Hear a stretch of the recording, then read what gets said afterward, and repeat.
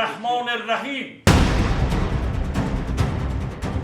ইরানের সামরিক কৌশল এখন শুধু তাদের নিজস্ব পরিকল্পনার উপর নির্ভর করছে না, রাশিয়া ও চীনের প্রভাবও পরিষ্কারভাবে কাজ করছে।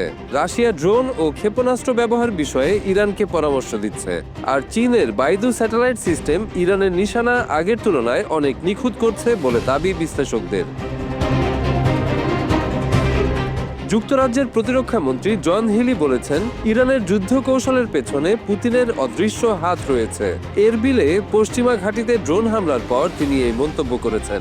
রাশিয়ার পরামর্শে ইরানি ড্রোনগুলো এখন অনেক নিচু দিয়ে উঠছে, যা লক্ষ্যবস্তুতে আঘাত হানা আরও সহজ করেছে এবং তাদের প্রতিরোধ করা অত্যন্ত কঠিন হয়ে পড়েছে।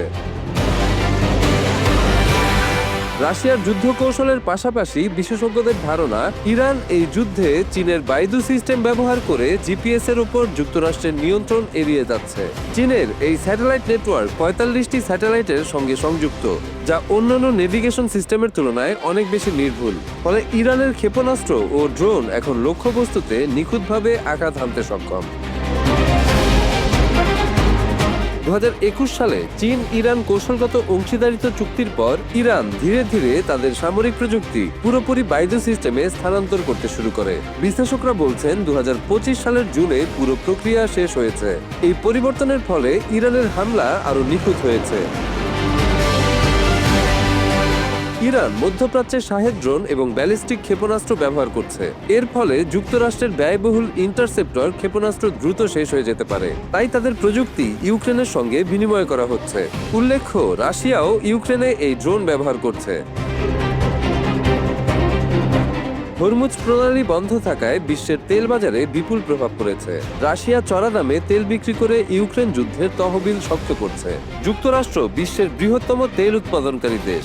দাম বাড়ায় উপার্জন বাড়লেও নিরাপত্তা ও কূটনৈতিক চাপও বেড়েছে। ইরানের সর্বোচ্চ নেতা মোজতবা খামেনি হুঁশিয়ারি দিয়েছেন, মার্কিন ঘাঁটিতে হামলা অব্যাহত থাকবে। যুক্তরাষ্ট্রের বিশ্লেষকরা মনে করছেন, চীন ও রাশিয়ার সহায়তায় ইরানকে মধ্যপ্রাচ্যে আরও শক্তিশালী করা হয়েছে। এই সমন্বিত কৌশল ভবিষ্যতের যে কোনো সংঘাতে যুদ্ধক্ষেত্রের চেহারা বদলে দিতে পারে। বিশ্লেষকরা বলছেন, বাইদু স্যাটেলাইট নেভিগেশন ব্যবহারের ফলে ইরানের হামলা নিখুঁত হয়েছে এবং এটি যুক্তরাষ্ট্রের উপর নির্ভরশীলতা কমাচ্ছে। চীনও এই যুদ্ধের মাধ্যমে তাদের স্যাটেলাইট ও নেভিগেশন প্রযুক্তির কার্যকারিতা পরীক্ষা করছে। ফলে ইরানের ড্রোন ও ক্ষেপণাস্ত্র এখন শুধু নিখুঁত নয়, একই সঙ্গে যুক্তরাষ্ট্রের হস্তক্ষেপ এড়াতে সক্ষম। মধ্যপ্রাচ্যের সংঘাত এখন প্রযুক্তি, কৌশল ও জ্বালানি বাজারের নতুন এক যুদ্ধক্ষেত্রে পরিণত হয়েছে। রাশিয়া ও চীনের প্রভাব ইরানকে শক্তিশালী করছে, যা তার ড্রোন ও ক্ষেপণাস্ত্র ব্যবহারকে আরও কার্যকর এবং যুদ্ধের মোড় পরিবর্তনের ক্ষমতা দিয়েছে।